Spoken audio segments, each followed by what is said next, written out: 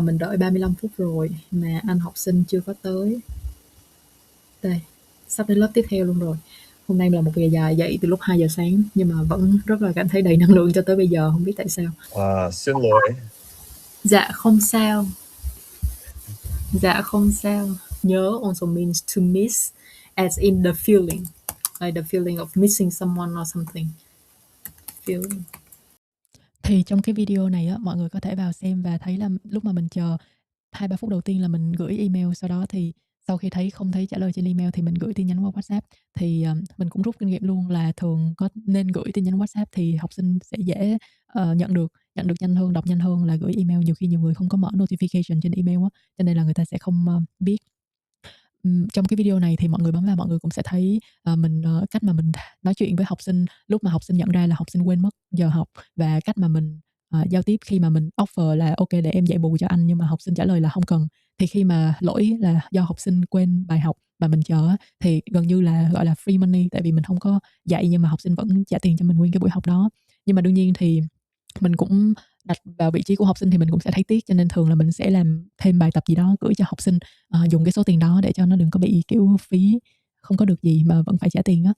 Ok, thì bây giờ mời mọi người xem tiếp cái phần bài học ngắn ngủi mà mình dạy chắc khoảng 10-15 phút sau khi mà anh học sinh vào lớp. Em tưởng anh đang đi chữa cháy. Em tưởng anh đang đi chữa cháy. Em tưởng. So you Ai tưởng. Yeah. Thought. Anh. You went to play with the children. Không phải. Go. Chữa cháy là stop fire. Chữa cháy is when there's a fire and then you go to stop it. Chữa cháy. Stop fire. Dạ. Em tưởng anh đang. Does chua also mean play? Chơi is play. Yes. Joy. That's what I said to the people at the nail salon. Okay. Dạ, chơi. And then you say, no, I forgot. How can you say that? No, I just forgot. So I say hum ang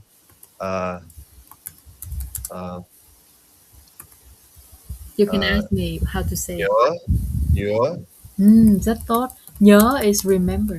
You can say no remember. That works as well. I know remember.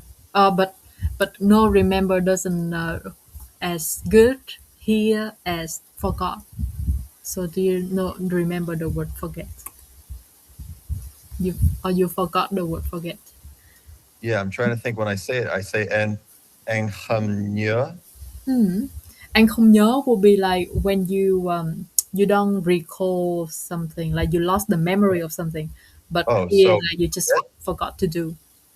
Anh biết is know. To know. Biết nhớ anh không Dạ. Just a moment. I also want to clarify that nhớ also means to miss, as in the feeling, like the feeling of missing someone or something. Feeling. That not you miss as in you cannot do something that you needed to do. So forget is quên. Quên? Dạ. Anh quên. I forgot. Anh quên. Can you try say? Không. Anh quên. Anh quên. Quên. Rất tốt. Dạ.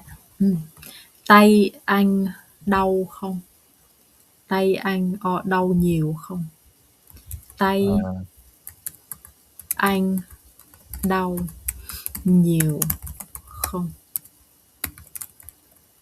tay anh đau nhiều không? Hand or arm.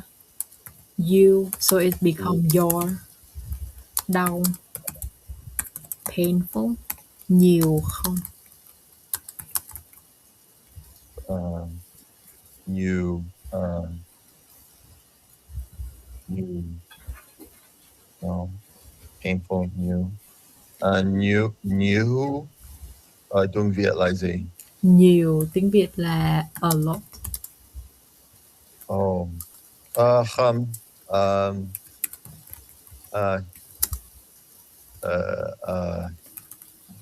what's the word we said the other way? Do we?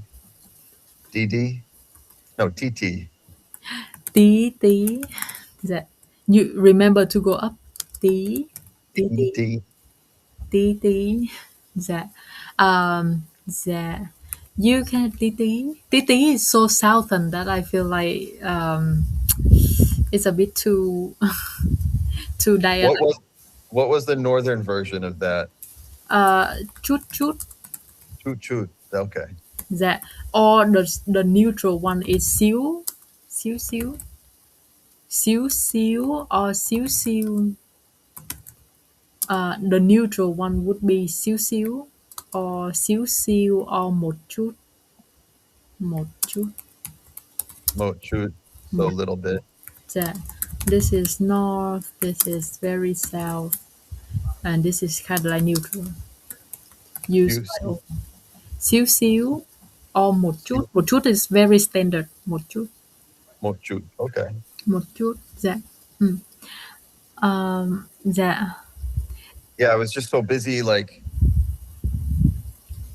messing around that I totally forgot it was Friday. Dạ. No, last night at 1 o'clock in the morning, the cat was scratching at my door, and I got up and I tripped and I fell and I landed on my wrist and I sprained it, and I just don't want it to get worse, so I did it myself. I just tied it up. Dạ. Tội nghiệp anh. What am I saying? Yeah. Tội nghiệp. Yep. Tội nghiệp anh. What does that mean? Nghĩa là gì? Tội nghiệp anh. The spelling of that always gets me confused with I, toy, doi.